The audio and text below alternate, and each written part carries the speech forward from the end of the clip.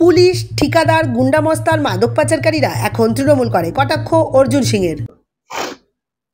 Police, ঠিকাদার, গুন্ডা মস্তান, মাদক পাচারকারীরা এখন তৃণমূল করে, রাজ্যের শাসক দলকে এইভাবেই কটাক্ষ করলেন প্রাক্তন সাংসদ অর্জুন সিং। তৃণমূল এখন কে করে? পুলিশ, কন্ট্রাক্টর, গুন্ডা বদমাশ যারা হিরোইন বিক্রি করে, ড্রাগ বিক্রি করে। প্রসঙ্গত মঙ্গলবার বিকালে মুখ্যমন্ত্রী মমতা বন্দ্যোপাধ্যায় মা মাটি মানুষের নামে বড়মার কাছে পুজো দিতে এসেছিলেন। এ প্রসঙ্গে প্রাক্তন সাংসদ তথা বিজেপি নেতা অর্জুন সিং বলেন, প্রিয়াঙ্কু পাণ্ডের উপর হামলার ঘটনায় যেদিন আদালতে এনআইএ চার্জশিট জমা দিল, সেদিনই মুখ্যমন্ত্রী বড়মার কাছে পুজো দিতে এলেন। আসলে প্রিয়াঙ্কুর উপর হামলার ঘটনায় জড়িতদের বাঁচাতে উনি বড়মার কাছে পুজো দিতে এসেছিলেন যারা এই অপরাধীদেরকে বাঁচাবার জন্য। প্রিয়াঙ্কু পাণ্ডে কেসে চার্জশিট জমা হয়েছে এই অপরাধীদেরকে বাঁচাবার জন্য আজকে উনি পৌঁছেছেন, আর কোনো কারণ। বারাকপুরের সাংসদকে ধন্যবাদ জানিয়ে মুখ্যমন্ত্রী বলেছেন, নৈহাটি ও ভাটপাড়া স্টেট জেনারেল হাসপাতালে তার সাংসদ তহবিলের অর্থে ওপিডি তৈরি হয়েছে। এই প্রসঙ্গে অর্জুনের কটাক্ষ, ওপিডি কাকে বলে উনি সেটাই জানেন না। তার কথায় 1974 সালে প্রয়াত প্রাক্তন বিধায়ক সত্যনারায়ণ সিং ভাটপাড়া স্টেট জেনারেল হাসপাতাল চালু করেছিলেন। তৎকালীন সময়ে অপারেশন থিয়েটার ভালো চলত, ভালো চিকিৎসকও ছিলেন এই হাসপাতালে। এখন এই হাসপাতালে চিকিৎসক নেই, আয়া দিয়ে হাসপাতাল চলছে। জরুরি ভিত্তিতে রোগী এলেই অন্য হাসপাতালে স্থানান্তরিত করে দেওয়া হয়। মুখ্যমন্ত্রী জানেন না ওপিডি কাকে বলা যায়? উনি 50 লাখ টাকা এমপি ফান্ডের ওপিডি চালু করছেন। What means OPD? এই হসপিটাল আমার মনে হচ্ছে 74 সাল, 1974 সালে এই হসপিটালটা চালু হয়। তখন স্বর্গীয় সত্যনারায়ণ সিং এখানকার এমএলএ ছিলেন কংগ্রেস আমলে। সেই সময় এখানে অপারেশন থিয়েটার চলতো, সেখানে এখানে ভালো ভালো ডাক্তাররা থাকতো। আজকে না ডাক্তার আছে না নার্স আছে, শুধু আয়া দিয়ে চলছে হসপিটাল। ডাক্তার বলতে গেলে কিছু নেই। কোনো অ্যাক্সিডেন্ট হলে সঙ্গে সঙ্গে রেফার হয়। আর উনি ওপিডি, ওপিডি মানে কি হয়? সকালবেলা কিছু ডাক্তারবাবুরা যাবেন, 2 টাকা স্লিপ কাটতে হয়, সেখানে ডাক্তারবাবুরা দেখেন। লজ্জা হয় একটা মুখ্যমন্ত্রী ওপিডি চালু করছেন সুপার স্পেশালিস্ট হসপিটালে। উনি বাল তবিয়তে বলে গেলেন কি আমরা দুটো হসপিটালে ওপিডি 50 লাখ টাকা করে দিয়েছি।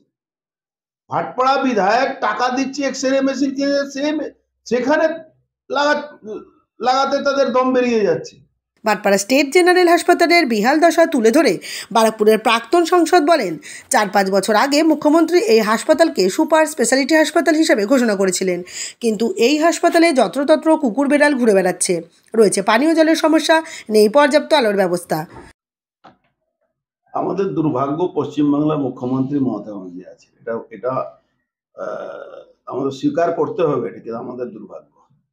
উনি 13 বছর 14 বছর ধরে ক্ষমতায় আছেন, উনি স্বাস্থ্যমন্ত্রী আছেন, উনার কোনো আইডিয়া নেই কি ওপিডি কাকে বলা যায়। আমি তো প্রথমে অবাক হয়ে গেলাম কি উনি ওপিডি চালু করার জন্য বলছেন। উনি তো 4-5 বছর আগে এই হসপিটালটাকে সুপার স্পেশালিস্ট ঘোষণা করেছিলেন, অথচ সুপার স্পেশালিস্টের এসইউপিও নেই, কিছু নেই।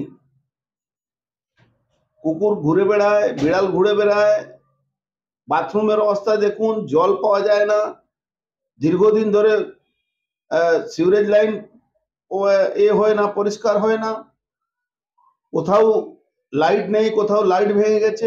এদিকে সুপার স্পেশালিস্ট হসপিটাল আছে, গোলঘর হসপিটাল আর নৈহাটি হসপিটাল। নৈহাটি হাসপাতালের অব্যবস্থা নিয়ে তার বক্তব্য, নৈহাটি হাসপাতালে রোগী গেলেই তাদের পুরসভার মাতৃসদনে স্থানান্তরিত করে দেওয়া হয়। সদ্য ছাপ্পা মেরে যিনি বিধায়ক হয়েছেন, তিনি মাতৃসদন ও নৈহাটি হাসপাতালে ওষুধ যোগান দেন। নৈহাটি হসপিটালে একটা সুবিধা আছে, নৈহাটি হসপিটালে রোগী যায়, ট্রান্সফার হলে শুধু মাতৃসদনে যায়, যেখানে বর্তমানে এখন পলস ভোট ছাপ্পা মেরে জিতেছে যে বিধায়ক, তার ওখানে মাতৃসদন চলে। সেখানে ওষুধ থেকে নৈহাটি হসপিটালে ওষুধ সাপ্লাই থেকে নিয়ে মাতৃসদন সবই এদেরই ব্যবসা, বিজনেস মধ্যে আছে। ন্যায্য মূল্যের ওষুধের দোকান নিয়ে তার অভিযোগ, ওখানে নিম্নমানের ওষুধ পাওয়া যায়। আরজিকর হাসপাতালেও মিলত নিম্নমানের ওষুধপত্র এবং সরঞ্জাম। তার দাবি, আরজিকর হাসপাতালের দুর্নীতি ফাঁস হয়ে যাবে বলেই তরুণী চিকিৎসককে খুন করা হয়েছে। আজকে বলছেন উনি ফেয়ার প্রাইস শপ।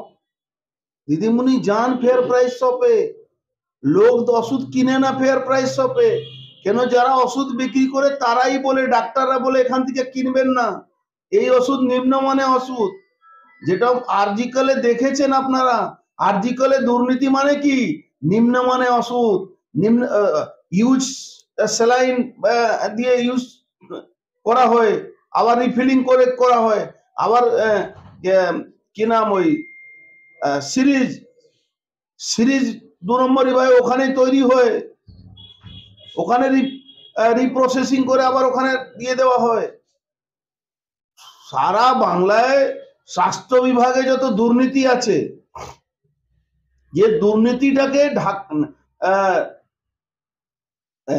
মানুষের চোখ থেকে আড়াল করার জন্য উনি আপ্রাণ চেষ্টা করলেন। আরজিকর হসপিটালে কি হয়েছিল? আরজিকর হসপিটালে যারা, যে ডক্টর আমাদের ঘরের মেয়ে, যে যার খুন হলো, তার রেপ হলো, সে তো এই ফাঁস করার বলেছিল, তার জন্য তাকে মরতে হয়েছে। তার অভিযোগ, বড়মার মন্দিরে পুজো দিতে এসে মুখ্যমন্ত্রী রাজনৈতিক গল্প করে গেলেন। বড় মা দর্শন করতে আসছেন, সেখানে রাজনীতি গল্প করে গেলেন। আমি এসে অফিস দখল করেছি, উনি এইটাই করতে পারেন। অফিস দখল করেছিলেন, পুলিশকে সঙ্গে নিয়ে অফিস দখল ছাড়া উনি একটাও কোনো বিজেপি অফিস নেই। উনি রেলের জায়গাতে টিএমসি তৃণমূলে অফিস আছে নয়াটিতে, এরকম রেলের জায়গাতে বহু জায়গা টিএমসির অফিস বানিয়ে রেখে দিয়েছে। এবং সরকারি জায়গার উপরে উনি যে অফিস দখল করার জন্য বলছেন, সেটা সরকারি জায়গাতেই অফিস আছে।